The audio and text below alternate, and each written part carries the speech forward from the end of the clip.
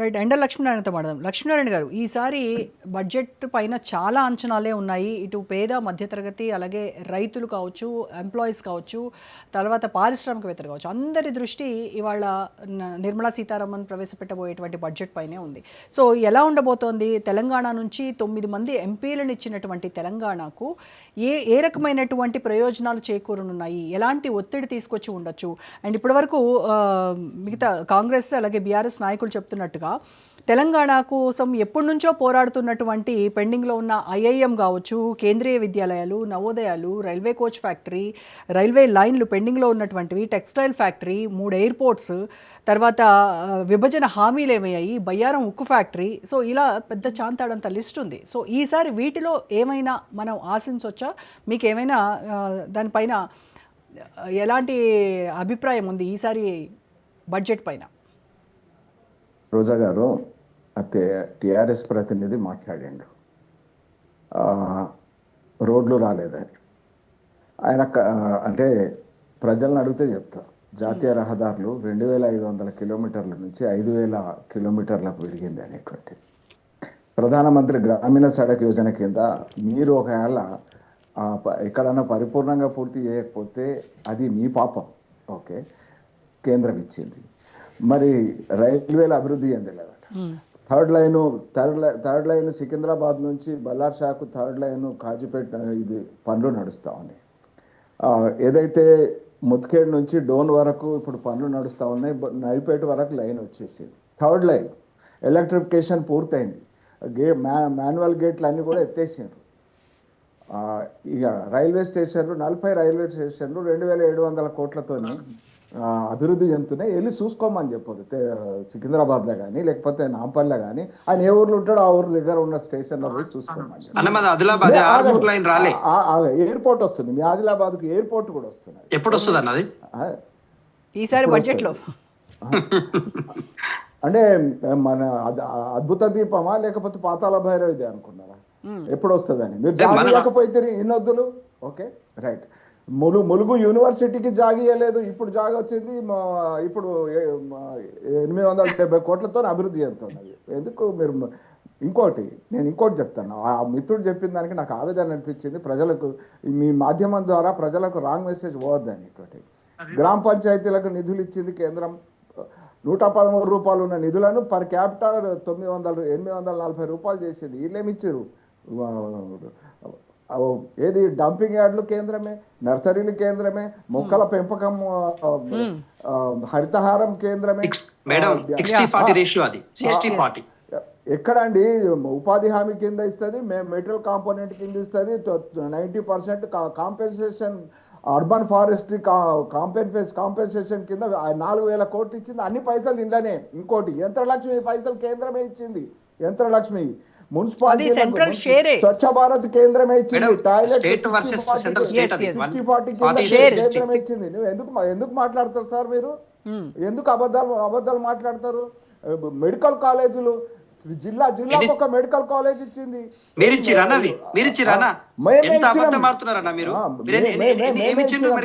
All India institute of Telangana రాష్ట్రంలో ఒక్క medical college కి ఒక్క రూపాయి కూడా కేంద్రం నుంచి రాలేదన్న. అది మొత్తం కేసీఆర్ గారి యొక్క కృషి వల్ల జరిగింది. ఇది ఇట్లాంటి అబద్ధాలు చెప్పొద్దు. మీరు తెలవని వాళ్ళతో మాట్లాడితే ఇంటర్ఫియర్ కావద్దా అనేది ఉంటే చెప్పండి. తర్వాత 4000 కోట్లు గొర్రెలకు ఇచ్చింది. అప్పు కిందనో సబ్సిడీ కిందనో కేంద్రమే ఇచ్చింది. ఒకటి. ఇప్పుడు పంచాయతీ కార్యాలయంలో గులాబీ రంగు తువ్వాలేసిన ఆ తువ్వాల పైసలు కూడా కేంద్రమే ఇచ్చింది. డ్రైనేజ్ కానీ లేకపోతే మిగతా అన్నిటికి కానీ కేంద్రమే ఇచ్చింది. నీళ్ళ పేరు మీద నిధులు దోసుకొని పోయిన ఈ రకమైనటువంటిది. నేనేం చెప్తా ఉన్నాను, ఇవాళ జహీరాబాద్ దగ్గర ఇండస్ట్రియల్ కారిడార్ కోసం పనులు నడుస్తూ ఉన్నాయి. టెండర్ ప్రాసెస్ అయిపోయింది, అగ్రిమెంట్ అయిపోయింది. రాబోయే రోజుల్లో మ్యానుఫ్యాక్చరింగ్ జోన్ కింద ఏర్పాటు చేయబోతున్నారు. అది ఒకటి. 12,000 ఎకరాలు పుల్అప్ చేసి ఇస్తే ఇప్పటికి అయిపోతుండే. వాళ్ళు 12,000 ఎకరాలు చేయలేదు. తర్వాత ఉన్న 6,000 ఎకరాలతోని జహీరాబాదు ఇండస్ట్రియల్ కారిడార్ని ఏర్పాటు చేస్తున్నటువంటిది. నేషనల్ హైవే ఆడికి పోయేది జహీరాబాద్ రోడ్ కానీ హైదరాబాద్కు వచ్చేటువంటి అన్ని రోడ్లు కానీ ఎక్స్ప్రెస్ హైవేల కింద మారుస్తున్నటువంటిది కేంద్రమే. వాళ్ళ ఆ రకంగా అభివృద్ధి పథంలో అలాగే లక్ష్మీనారాయణ గారు ఇప్పుడు దక్షిణ తెలంగాణలో 189 కిలోమీటర్లకు సంబంధించి కళలు అంటే కూడా ఇటువంటి రోడ్లు కాకపోతుండే.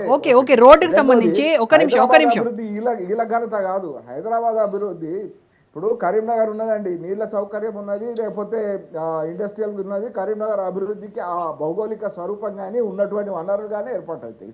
వీళ్ళు ఇక్కడ హైదరాబాద్ ఉన్నటువంటిది కానీ, బెంగళూరు ఉన్నటువంటిది కానీ, పూనా ఉన్నటువంటి కానీ, ఎన్విరాన్మెంట్ కానీ, కనెక్టివిటీ కానీ వీటన్నిటి ద్వారా ఇక్కడ ఐటీ కారిడార్ ఏర్పడ్డది కాబట్టి దాని ద్వారా వచ్చినటువంటి నిధులు వీళ్ళు మింగుడికి సరిపోయారు. వీళ్ళు అభివృద్ధికి ఎక్కడ ఇది చేశారు. ఇకపోతే మా మిత్రులు శ్రీనివాస్ రెడ్డి గారు చెప్తా ఉన్నారు 1,63,000 కోట్లకు సంబంధించినటువంటి ప్రతిపాదనలు. ఒకటేమో రింగ్ రోడ్డు 34,000 కోట్లు, 36,000 కోట్ల ప్రాజెక్టుల రాష్ట్రం వాటా 2,000 కోట్లు, 34,000 కోట్లు కేంద్రం ఇవ్వాలి. మీరు భూమి పూర్తిగా పుల్లప్ చేసి ఇవ్వాల్సింది. నార్త్ కారిడార్కి సంబంధించింది మీరు పుల్లప్ చేసి ఇవ్వాల్సింది. కేంద్రం ఇన్ ప్రిన్సిపల్ అప్రూవల్ ఇచ్చింది. మీరు రేడియల్ రోడ్లకు 45,000 కోట్లు పెట్టిర్రు. రేడియల్ రోడ్లకు 45,000 కోట్లు పెట్టిర్రు. ఏదైతే 14,000 కోట్లు మూసీ రివర్ డెవలప్మెంట్ కోసం పెట్టిర్రు. మీరు ఏదైతే 17,000 కోట్లు సెవరేజ్ ట్రీట్మెంట్ ప్లాంట్కి పెట్టిర్రు, సెవరేజ్ ట్రీట్మెంట్ ప్లాంట్లకు పెట్టిర్రు. ఈ రకంగా వీటన్నిటి గురించి పెట్టిర్రు. ఎస్, కేంద్రం తన వంతు కర్తవ్యం ఏదైతే ఉన్నదో అది మెట్రోకి 24,000 కోట్లు పెట్టిర్రు. కేంద్రం తన వంతు కర్తవ్యం ఏదైతే ఉన్నదో తన బాధ్యత తను నిర్వర్తిస్తుంది. కేంద్రం ఉన్నటువంటి మనం కానీ ప్రతిసారి లక్ష్మీనారాయణ గారు ప్రతిసారి బడ్జెట్ లో బయ్యారం ఉక్కు ఫ్యాక్టరీ గురించి మాట్లాడతారు. బయ్యారం ఉక్కు అనేటువంటిది తేల్చేసారు. ఫీజిబిలిటీ లేదు అని చెప్పేశారు. ఫీజిబిలిటీ లేదు, అది వర్కౌట్ కాదు. వీళ్ళ డబ్బు కమిషన్ల వాటా కోసం కాళేశ్వరం ఏదైతే పెట్టిర్రో అట్లయితది. అట్లా కాకుండా కేంద్రము వయబిలిటీ ఉంటేనే చూస్తుంది. ఆ రకమైనటువంటి దానికి టెక్నికల్ కమిటీ వచ్చింది, ఫ్యూజబుల్ కాదు, వయబుల్ కాదు అని చెప్పిండ్రు. పాలమూరు రంగారెడ్డికి జాతీయ హోదా గురించి కోచ్కు సంబంధించి ఏదైతే కోచ్ ఫ్యాక్టరీకి సంబంధించినటువంటిది మొదట్లో ఓవర్ ఆయిలింగ్ ఫ్యాక్టరీ యూనిట్ ఇచ్చిండ్రు. తర్వాత ఇప్పుడు కోచ్ ఫ్యాక్టరీని డిక్లేర్ చేసిండ్రు. It's on going process.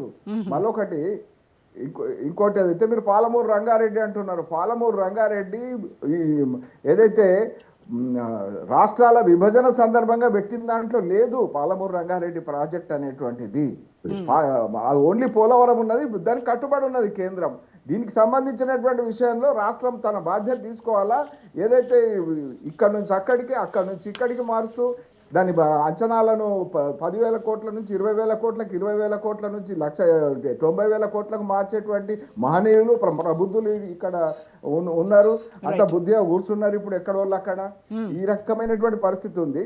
ఖచ్చితంగా కేంద్రం ఏదైతే తన వంతు కర్తవ్యం తను చేయాలనో అది చేస్తుంది. ఈసారి ఏదైతే ఇంకా ఏదైతే వికసిత్ భారత్ జీరామ్జీ ఏదైతే ఉన్నదో వికసిత్ భారత్ గ్రామీణ రోజ్గార్ ఆవాసిక్ యోజన మిషన్ ఏదైతే ఉన్నదో, ఆవాసిక్ మిషన్ ఏదైతే ఉన్నదో గ్యారంటీ ఇస్తుంది దానికి. ఇప్పుడు ఏదైతే దానికి తర్వాత దానికి ఏం చేస్తుందో, ఏదైతే కేంద్రము గతంలో 85,000 కోట్లు బడ్జెట్ పెట్టినటువంటి దానికి ఈసారి 95,000 కోట్లు పెడుతుంది. ఇంకా రాష్ట్రాల వాటా కూడా ఈసారి ఉండాలనేటువంటిది చెప్తున్నది. రాష్ట్రాలు ఎందుకంటే మిస్యూజ్ అవుతున్నాయి. ఓ ఊర్లో ఆ ఫీల్డ్ అసిస్టెంట్, ఒక ఊర్లో ఫీల్డ్ అసిస్టెంట్, అన్ని దగ్గరలో కాదు, ఒక ఊర్లో ఫీల్డ్ అసిస్టెంట్ గురించి కథలు చెప్పుకుంటున్నారు. ఆయన ఈ ఫీల్డ్ అసిస్టెంట్ కాకముందు ఎట్లుంటే ఇప్పుడు ఎట్లున్నాడు ఆయన. ఇవన్నిటిని కూడా జియో ట్యాగింగ్ చేసి ఈ రకంగా ఏదైతే అసెట్స్ క్రియేషన్ కోసం దృష్టి సారిస్తా ఉన్నారు. మరి కేంద్రము బ్లూ రెవల్యూషన్ పేరుతో 20,000 కోట్లు ఇచ్చి మత్స్యకారులకు ఇస్తే వీళ్ళు చేపలు కూడా ఈ మత్స్య చెరువులల్లా వట్టి నీళ్ళ డబ్బాలు పోసినటువంటి గనులు వీళ్ళు. గరీబోళ్ళ పొట్టగొట్టేదానికి ముందట్టుకు వచ్చినటువంటి వాళ్ళు వీళ్ళు. ఈ రకమైన పక్కకు పెట్టారు. అందుకే ఇది చాలా దారుణమైనటువంటి విషయం. కేంద్రం ట్రాన్స్పరెంట్గా చేస్తున్నది ఏదైనా కానీ. 35 లక్షల కోట్ల రూపాయలు ఖాతాల ద్వారా ప్రజలకు అందిస్తున్నటువంటి ప్రభుత్వం కేంద్ర ప్రభుత్వం.